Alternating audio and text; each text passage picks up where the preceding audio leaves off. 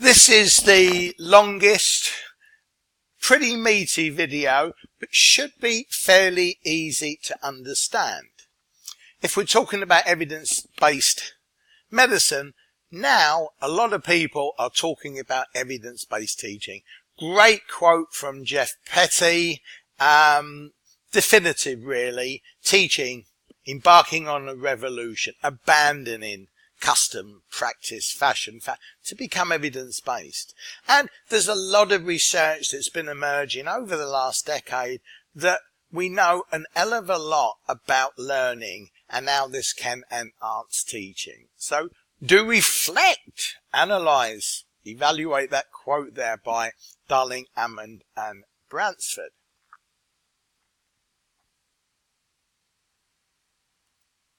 So, evidence-based teaching then, I think we've got a bit of a gist of it, and it's got two main strands of research which are now coming together as a kind of singularity, if you like.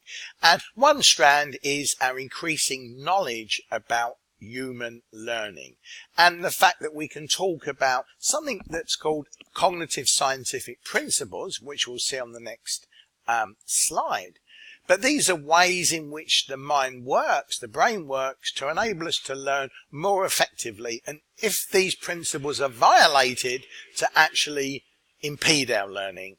And the other area of research is, again from John Hattie, 15 years of work, analysing lots of studies, thousands and thousands of the best bits of research done on teaching strategy and methods, and he identified that some methods work better than others in terms of student attainment opportunities. So, from my perspective, the case I'm making here is that evidence-based teaching will actually constitute a pedagogic literacy, like we talk about media literacy and things like that, which will be essential for all teaching professionals.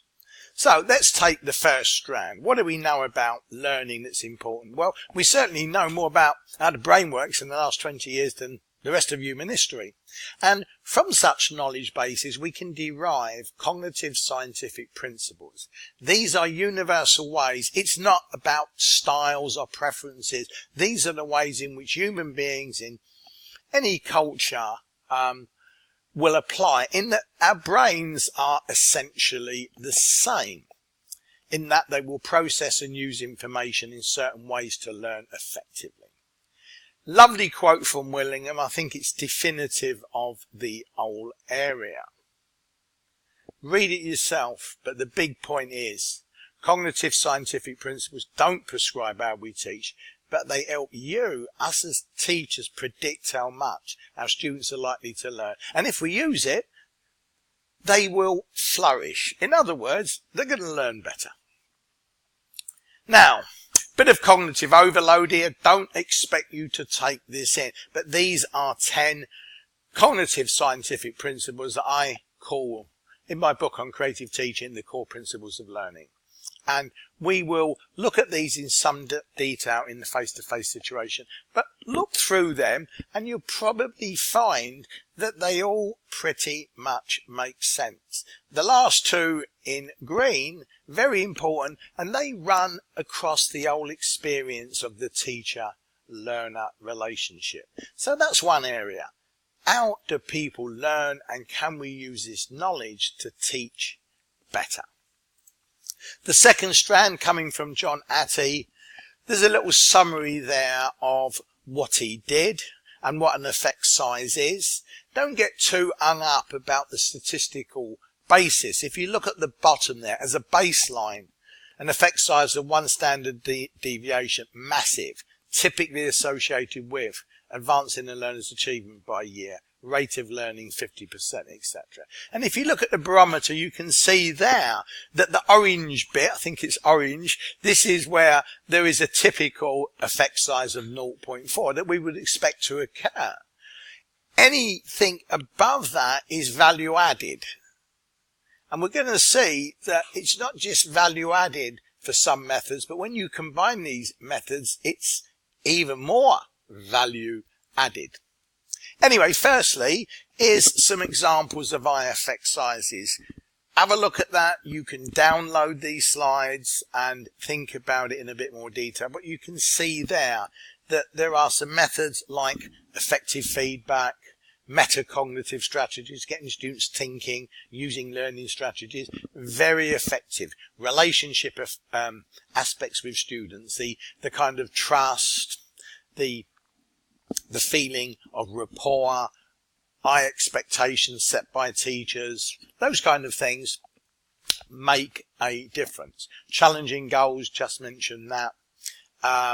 Practice, the right type of practice, particularly space practice, retrieval practice, deliberate practice. Advanced organisers that I've used here don't take that long, but very powerful. Again, go through these, think about them in relation to what you use. Now, is a massive point. I think it's one of the most powerful analogies.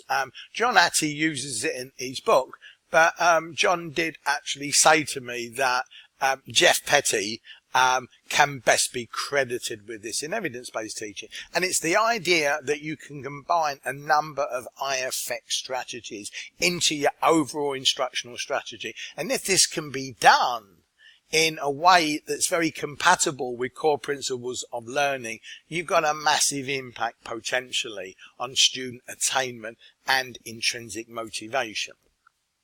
And also to bear in mind, as John says, that it's not just the effect size, but how long it takes to do. Advanced organisers have a pretty average effect size, but only take a few minutes at the beginning of lessons. So this is something to really think about when you design lessons, and invariably when you do your evidence-based reflective practice, how you would look back on the way you've designed the lesson, taught it using cognitive scientific principles and eye-effect method blends. And just for a bit of reinforcement, this is one of my core Russian doll strategies. And as you can see, feedback's got an eye-effect size. I do quite a lot of activating prior learning, and I do quite a lot of spaced deliberate practice. And within metacognition, I make students aware of their thinking, what is good thinking, cognitive strategies, critical thinking strategies, very much part of that. So, what's distinctive about evidence-based reflective practice? We're going to see that in the next screencast. That's just a little taster.